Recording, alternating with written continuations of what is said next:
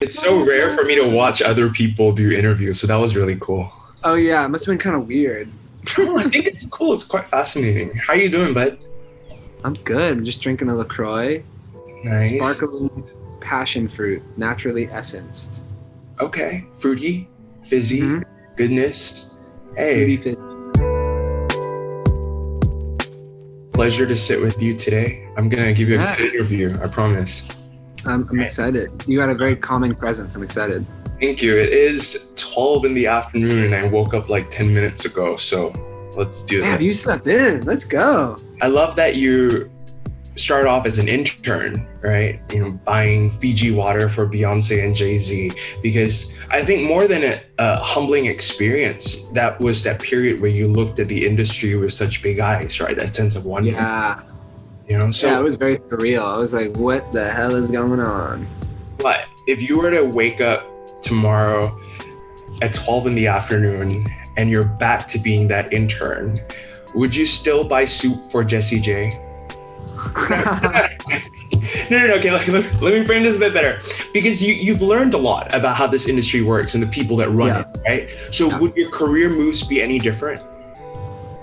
Oh, like if I knew what I know now? Yeah, the insight. Oh, hell yeah. I wouldn't have been so scared in the beginning. I would have just I would probably have been way wackier from the beginning and just made the whole thing performance art or something.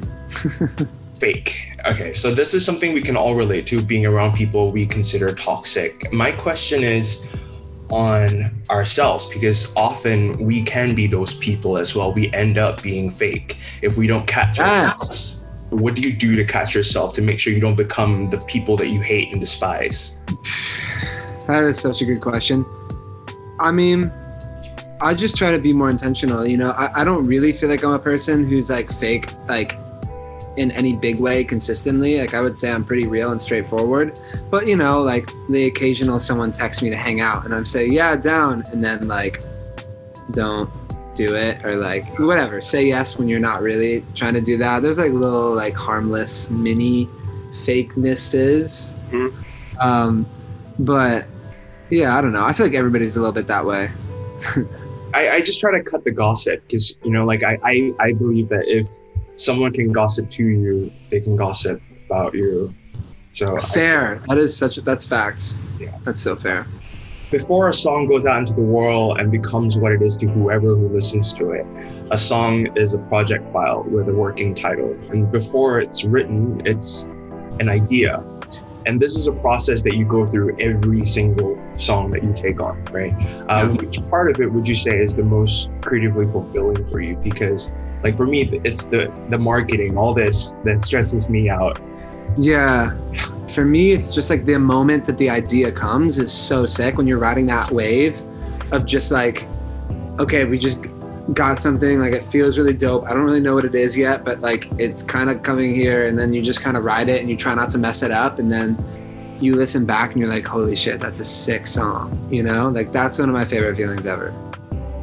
So dope. Modern Loneliness. So this is a song that has been a thread connecting every person who relates to what you sing about.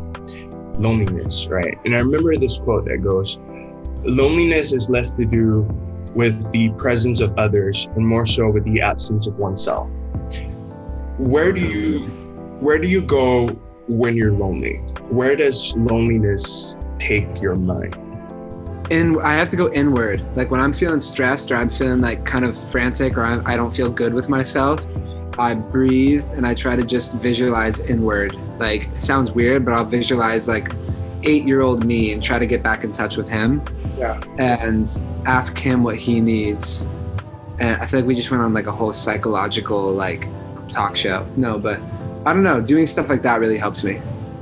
Yeah, I do that as well. I go back to my past, and that's also kind of what does me in sometimes, because it's always my subconscious that's a little bit messy. So yeah, I feel you. Whenever I hit that low, I just keep working, right? Yeah.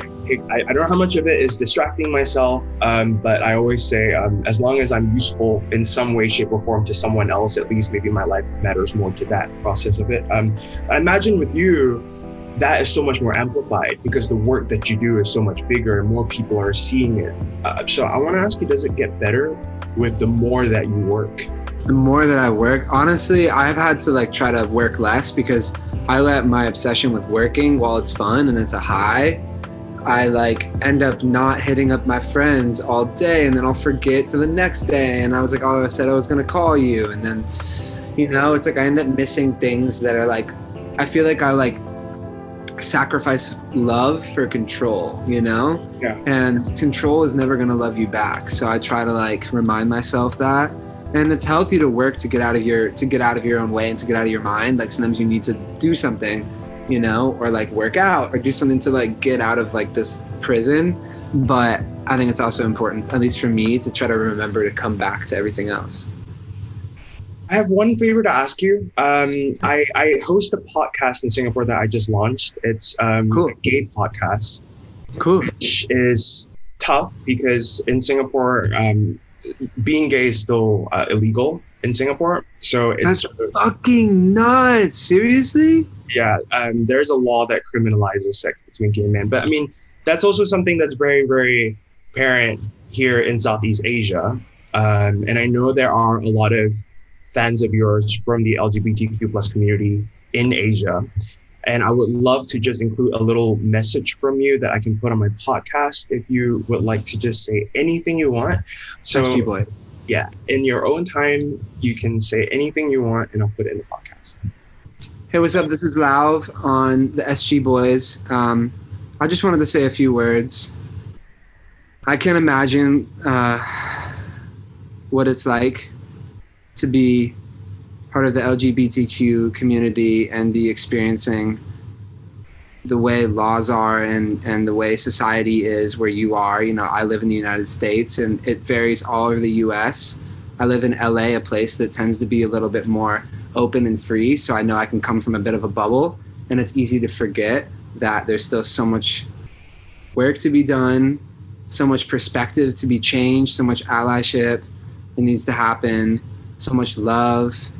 And I just wanted to say I have so much respect for all you guys listening, for having the courage to be yourself and to love yourself, you know, as you are. I think that's, you know, in so many ways can be so hard as a human to have unconditional self-love and to celebrate yourself. And like, in my own ways, I have my own version of that struggle, although I can't compare it to be the same thing. And I just wanted to give you guys some love and hope and support. And yeah, I admire you guys a lot. That was so precious. Thank you so much for that. No, I didn't even realize it was like that bad. That's insane. Yeah. Well, Yeah. every little bit, right? So, I mean, Yeah. hopefully this little podcast helps. I got Mel C from the Spice Girls on last week, so that's pretty cool. Really? Yeah. That's so sick. So hopefully things open up over time. All right. That's amazing. You be safe. Enjoy that fizzy drink. You too.